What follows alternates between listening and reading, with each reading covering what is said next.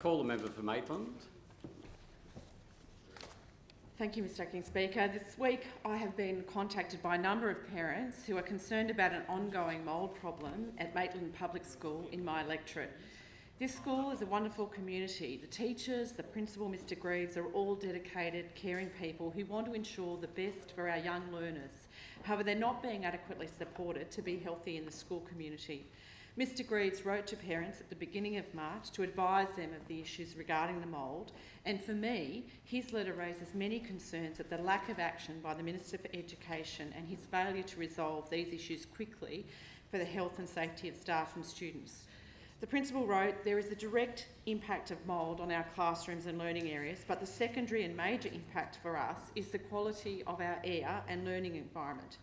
We know there is a damp feeling in our buildings and that the air is heavy. This impacts on our staff and students in amplifying symptoms of any colds, asthma, tiredness or respiratory issues that we might have. Students may experience multiple absences in which they go home and feel better and then return and feel worse." The principal advised that 4 teachers are currently away and hope to return soon. Staff do not have the opportunity to rotate in and out of classrooms as students do, and long hours at the beginning of the year have led to some health impacts from the work environment. I've had a number of parents and grandparents contact me with their concerns about the impact of mould on students.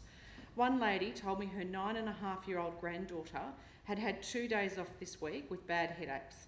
Her granddaughter's regular teacher had been off for months and months, she told me, and another child with asthma had coughed so much in class that she actually vomited. This grandmother was concerned and said that teachers and staff are really at risk, serious risk, and I fear she's right. According to the Department of Health's own website, in order to reproduce, mould produces tiny particles called spores. Spores are carried in the air and may cause health problems if inhaled by people who are sensitive or allergic to them.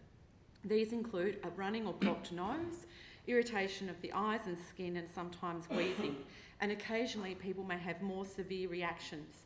Very rarely, people may develop a mould infection, usually in the lungs, and for people with asthma, inhaling mould spores may cause an asthma attack.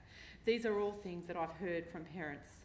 Another mother with 2 sons at the school told me she had spoken with a teacher who had informed her that the mould is all through the school and is really bad. She said that if she had kids who went here, she wouldn't send them. So as a parent, I'm really concerned about the health and safety of not only my children, but everyone else's. This parent told me she was really thinking of pulling the kids out of school. In my electorate, there are 21 schools with outstanding maintenance requests of all at least $10,000. The exact figure is up around 12 million across my electorate. Data shows that at the beginning of the current school year, 4 schools with an individual maintenance backlog in excess of $1 million was there. 10 schools have a backlog of more than $500,000, and Maitland Public School is one of those, and their backlog for the last financial year has been nearly $700,000 or $689,406. It beggars belief to me that a school with a maintenance backlog such as this would be able to have the resources to combat such an important mould problem.